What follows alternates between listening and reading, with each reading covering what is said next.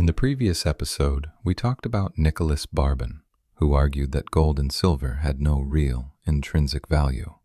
Now, let's move on to another fascinating figure, John Law, the man who tried to turn money into an idea. John Law was a Scottish economist and also a convicted duelist. After killing an English nobleman in a duel, he fled London to avoid the death penalty and ended up in the Dutch Republic. There, he began wondering, how could such a small country with almost no natural resources dominate the global economy?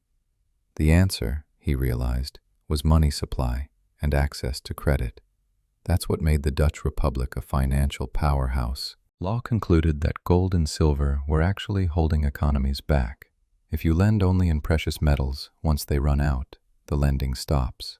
But paper money, you can just print more. He wrote a treatise explaining this revolutionary idea and tried to convince his home country, Scotland, to adopt it. But since he was still wanted for murder, he had to stay abroad. In Europe, he became a gambler and a speculator. Over 10 years, he mastered probability theory, memorized outcome tables for card games, and learned to calculate odds in his head. That skill, and a bit of luck, made him one of the richest men in Europe. Through high society gambling rooms filled with smoke and whispers, he finally found people willing to listen to his bold ideas. After the long and costly wars of Louis XIV, France was broke and drowning in debt. John Law proposed an audacious solution: create a bank that would issue paper money and handle the nation's finances. The bank was funded through the sale of its own shares. 1/6 of the share price was paid in cash, the rest in government bonds, worthless at the time because the state couldn't pay them back. This genius move killed 2 birds with 1 stone.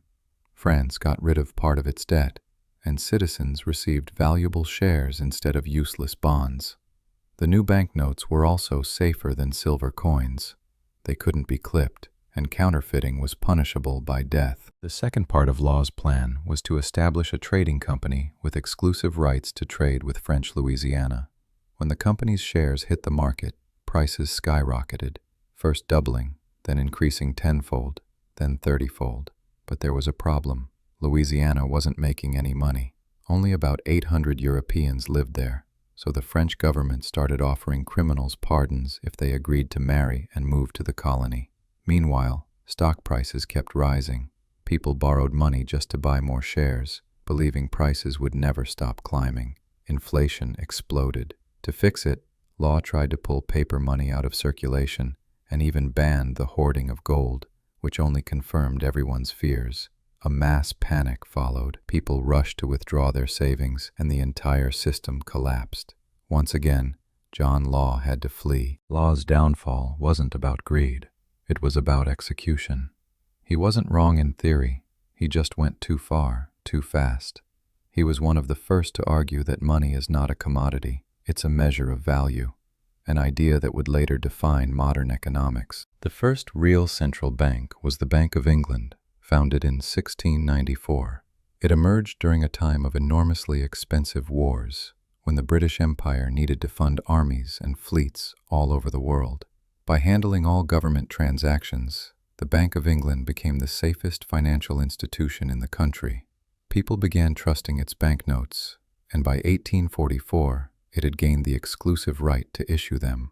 That's how paper money went from experiment to foundation of the modern financial system. Then came a new challenge: bank runs. Banks practiced what's called fractional reserve banking. They lent out more money than they actually held in gold. As long as everyone didn't demand their gold back at once, it worked beautifully. But when fear spread and everyone rushed to withdraw their deposits, banks collapsed.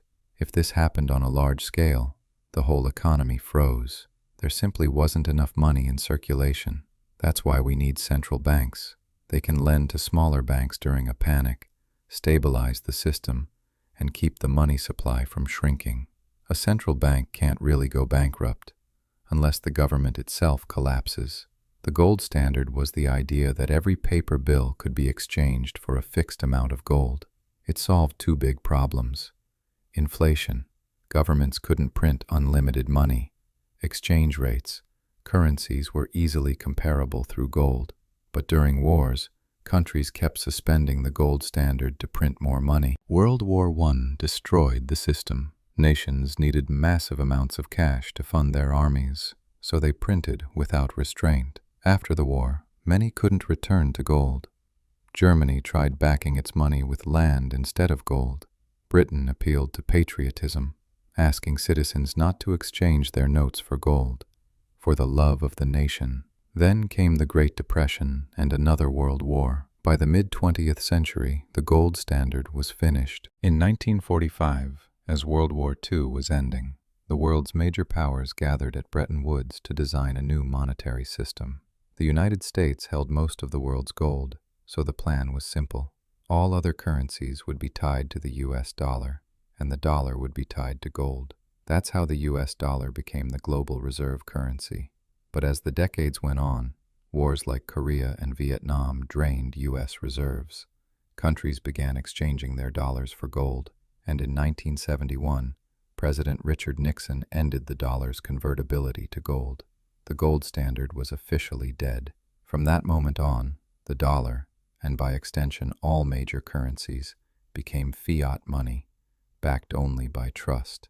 Eventually, countries allowed their currencies to float freely, driven by market forces. And that's how, after nearly 6,000 years, humanity finally accepted money not as a physical thing, but as an idea, a shared belief in value.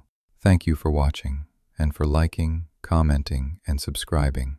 Turn on notifications so you don't miss the next episode. And if you haven't seen the first part yet, go check it out. That's where our story begins.